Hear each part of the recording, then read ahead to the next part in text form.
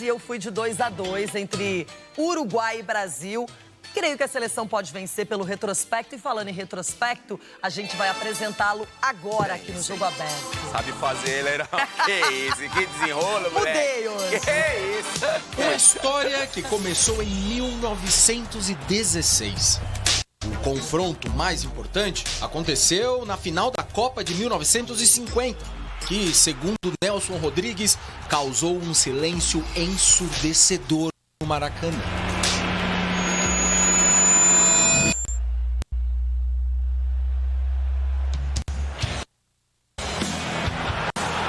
Mas o rival não superou o maior time de todos os tempos na semifinal de 1970 no México. Brasil e Uruguai já disputaram também outras decisões. O Mundialito de 81 deu Celeste novamente. Pela Copa América, 8 finais, 5 títulos brasileiros. A propósito, os uruguaios são os maiores vencedores da competição, com 15 conquistas ao lado da Argentina. Nossa seleção tem 9. Estamos falando de um jogo quente, com cenas lamentáveis, mas que fazem parte da construção de um dos maiores clássicos do mundo.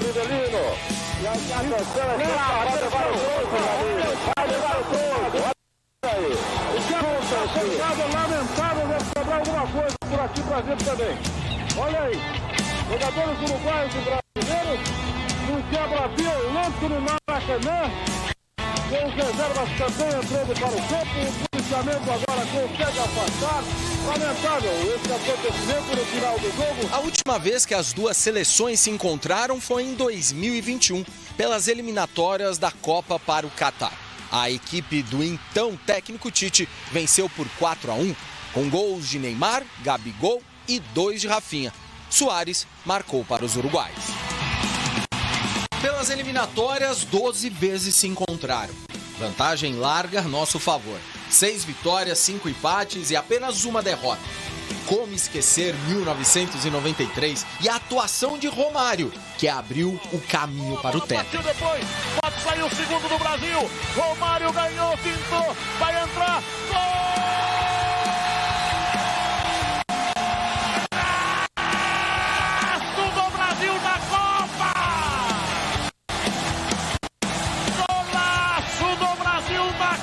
Do mundo dos Estados Unidos, Romário, demais, 2 para o Brasil, 0 Uruguai. No retrospecto geral, também estamos à frente. Em território uruguaio, a última derrota aconteceu em 2001, acreditam?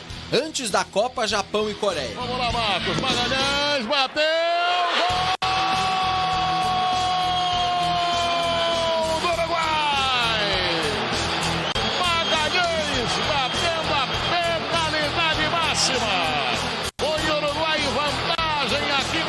Centenário em Montevidéu.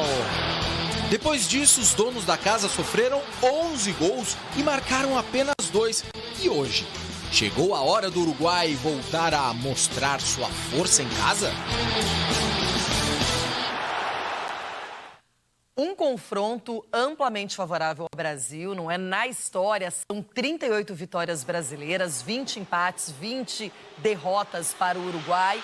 E o Brasil agora precisa mostrar mais conjunto, que está assimilando as ideias do Fernando Diniz. Uma impressão muito ruim diante da Venezuela, lá em Cuiabá.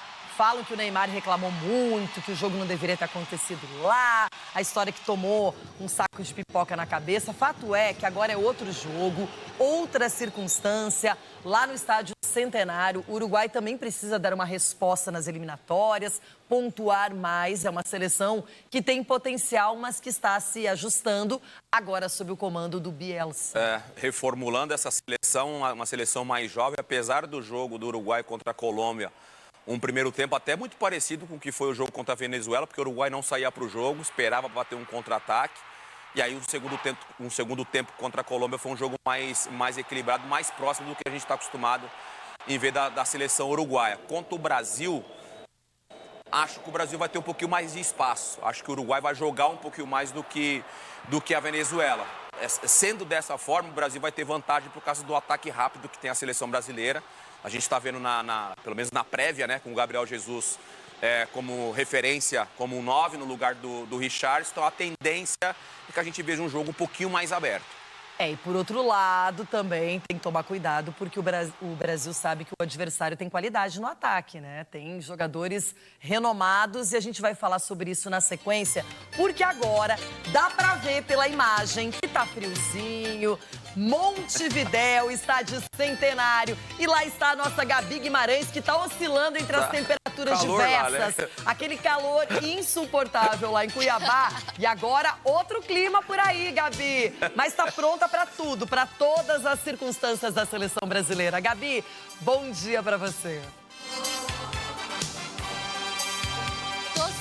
Tô sempre no jeito. Haja plano de saúde, né, Renata, Denilson?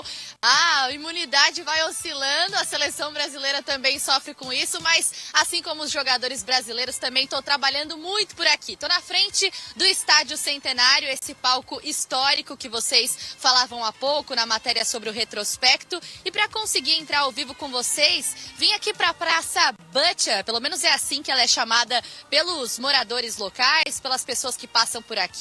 É uma praça muito bonita, mas com movimentação muito tranquila por enquanto. Mas conforme as horas forem passando, aí sim vai ter mais movimentação, mais gente por aqui, até porque mais de 50 mil ingressos foram vendidos para o duelo Uruguai e Brasil hoje às 9 horas da noite. Para conseguir estar aqui dentro do Estádio Centenário, quem quer assistir esse jogo, precisa de uma coisa que aí é a plata, viu? Precisa de dinheiro porque tem ingresso sendo vendido até R$1.000 para conseguir assistir a esse duelo histórico. Ingresso caro, é verdade, a gente já tinha visto isso lá na Arena Pantanal, em Cuiabá, e aqui no Estádio Centenário não vai ser diferente. Pelo menos a festa vai ser de fato muito bonita. Vamos para a programação da seleção brasileira, que vai sair do hotel que fica na região central de Montevidéu às 6h45, com destino a esse palco que é histórico. Temos de um lado Fernando Diniz e do outro Marcelo Bielsa, dois doidinhos, né, do nosso futebol sul-americano, e que querem fazer mudanças para dar uma resposta dentro de campo nesse palco mágico. E a gente acompanha agora as alterações na reportagem. A bola vai rolar em um gramado histórico. O primeiro palco de uma final de Copa do Mundo. O estádio ele faz, né, parte da história do futebol, né? Então, já tive aqui algumas outras vezes, né, com a seleção brasileira, né? A gente vê, a gente sente, né, a história do futebol, ela vive, né, aqui dentro, né? A gente sabe da força da seleção uruguaia aqui dentro desse campo. Né, então, com certeza, nós estamos cientes, né, da dificuldade que será o jogo, né, amanhã, e basta a gente fazer o nosso melhor, né, com muita personalidade, com muita coragem, para exercer tudo aquilo que a gente sabe fazer. Toda vez que vestir a camisa da seleção é um grande privilégio, e participar dessas partidas e desses cenários, como é jogar aqui no Centenário, para quem ama o futebol como eu, tem sempre um sabor muito especial, uma satisfação a mais que traz mais brilho para a partida e uma coisa diferente para quem gosta muito de futebol como eu gosto. Então é muito bom poder estar aqui nesse estádio. A última vez que Uruguai e Brasil se enfrentaram aqui no Estádio Centenário foi em 2020, também pelas eliminatórias. Vitória verde e amarela por 2-0. Se a seleção vai conseguir repetir a boa atuação nesse palco mágico, é difícil dizer. A única certeza é que na escalação vem mudanças. A tendência do time é essa que vocês viram aí. Com colete ou sem colete? Com colete? Então tá bom. Sem colete. Olha o Gabriel Jesus aquecendo. Tá prontinho para assumir a vaga do Richarlison. Mais uma vez, Diniz esboçou um time confirmando as mudanças nas laterais. Carlos Augusto na esquerda e Ian Couto na direita. Todos eles que estão aqui vestindo a camisa da seleção, eles tiveram que passar por um funil extremamente estreito. Porque ninguém chegou aqui por casualidade. Nem o Carlos Augusto e nem o Ian Couto. O Ian tem uma trajetória muito grande de categorias de base aqui de seleção. Está fazendo um grande campeonato na Espanha, um jogador que estava monitorado já há muito tempo. E o Carlos Augusto também. salvo engano, um jogador que teve interesse da seleção italiana para naturalizá-lo mais de uma vez. Então, são 2 jogadores que merecem vestir a camisa da seleção, mostraram qualidade nos treinamentos. O Ian entrou muito bem no jogo contra a Venezuela e a expectativa é muito positiva sobre eles. Tenho a confiança de todos nós. Com isso, o time deve ir a campo com Ederson, Ian Couto, Marquinhos, Gabriel Magalhães e Carlos Augusto, Casemiro e Bruno Guimarães, Neymar, Rodrigo, Vini Júnior e Gabriel Jesus. O Uruguai não tem o Neymar, na idade que ele está e com a motivação que ele está para jogar. Nenhum treinador do mundo abriria a mão do Neymar, com a idade que ele tem e com a fome que ele está. Uma coisa que vocês também, acho que valia a pena divulgar, tem os números do Neymar. Procurem saber quais são os números do Neymar nas eliminatórias. Os que me chegaram são que ele é o primeiro em quase todos os quesitos importantes para o atacante. É o primeiro em gol, primeiro em assistência, o primeiro em participação em gol, primeiro em drible, primeiro na nota do site especializado em fazer análise de jogador. Então, o Neymar, os números dele explicam ele está aqui. Então, e ele de novo foi decisivo, ele deu mais uma assistência para o gol. Eu já falei que o Neymar é um dos grandes jogadores da história do futebol brasileiro e do futebol mundial. E tomara que a gente consiga ajudá-lo a escrever a página mais bonita da história dele. Assim como o Brasil, os donos da casa também vêm de empate. Os uruguaios ficaram só no 2-2 contra a Colômbia na última rodada.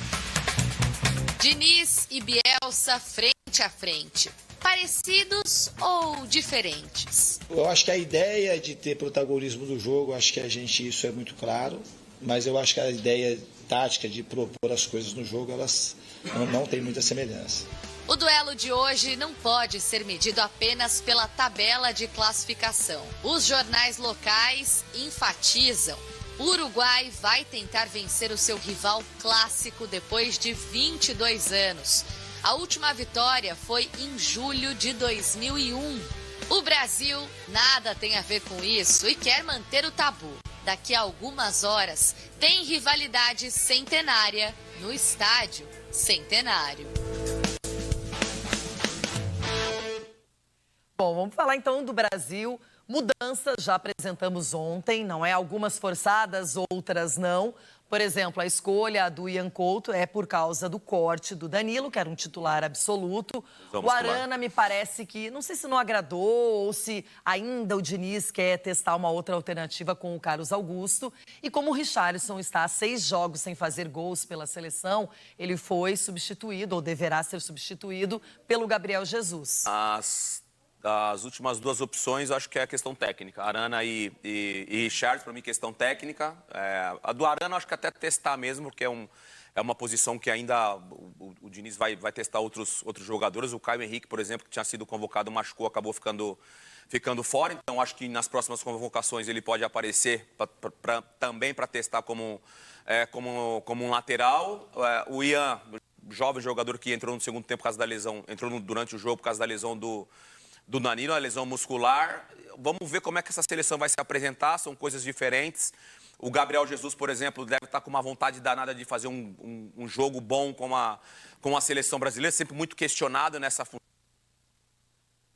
Venezuela, que abriu mão do jogo, só se defendeu e o Brasil não conseguiu criar muitas situações e tirar ali a Venezuela ou quebrar esse sistema defensivo da Venezuela, fica com essa sensação de que o Brasil ainda não está pronto. É óbvio que o Brasil ainda está num processo de entender o que o Diniz quer desses jogadores. Eu vi uma entrevista do auxiliar do Diniz falando justamente sobre esse pouco tempo de trabalho que tem com a seleção. Então, eles levam os jogadores à exaustão ali dos treinamentos. Em todas as sessões, os caras estão tentando tirar o máximo dos jogadores, apesar, e aí volta a falar aqui sobre coerência, da qualidade individual que tem esses jogadores, a inteligência que esses jogadores têm, eu acho que já dava para jogar um pouquinho melhor dentro da filosofia do Fernando Diniz. Lembrando que o Uruguai também empatou na última rodada, porém em circunstâncias bem diferentes, contra a Colômbia e fora de casa. E agora, diante do seu torcedor, sem Cavani, sem Suárez, precisa também dessa resposta. principal adversário que a seleção uruguaia vai enfrentar ao entrar em campo hoje no Centenário, na verdade, é o tabu de décadas sem vencer a seleção brasileira. O último triunfo já faz um certo tempo. Foi no dia 1º de julho de 2001, há 22 anos. Desde lá, a Celeste não sabe o que é vencer a amarelinha. São 12 jogos, 5 empates e 7 derrotas. Do Uruguai! Magalhães batendo a penalidade máxima. O técnico agora é Marcelo Bielsa. Desde que chegou, o argentino venceu 3 partidas, perdeu uma e empatou uma. Justamente o último duelo pelas eliminatórias. Darwin Núñez foi quem marcou nos acréscimos contra a Colômbia na partida que terminou em 2-2. Algumas atuações muito sólidas. Algumas atuações foram bem sólidas. No caso de Cáceres e Araújo, eles deram consistência para a equipe. Depois tivemos problemas que eram evitáveis. Algumas das situações de gol no segundo tempo também eram evitáveis. Foram desorganizações defensivas. Ou desorganização defensiva. Bielsa fez algumas mudanças desde que chegou no comando da seleção uruguaia. Na verdade, a principal delas não foi nem uma convocação, e sim a ausência de 2 jogadores. Suárez e Cavani não fazem mais parte dos planos do técnico argentino. Os dois estão com 36 anos e são os 2 artilheiros da seleção celeste. Suárez soma 68 gols com a camisa da seleção uruguaia, Cavani 58. E o terceiro da lista está distante dos 2 atacantes uruguaios. O já aposentado Diego Furlan marcou 36 gols com a camisa celeste.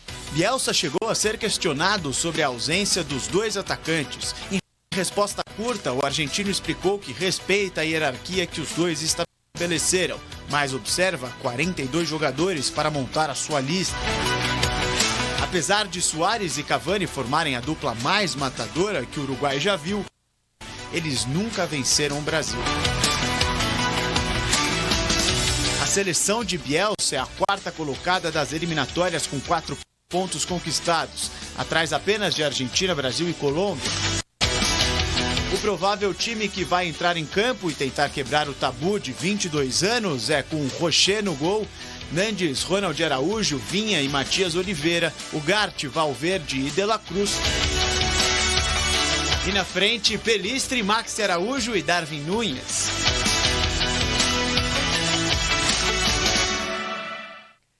Aí uma seleção bem modificada, bem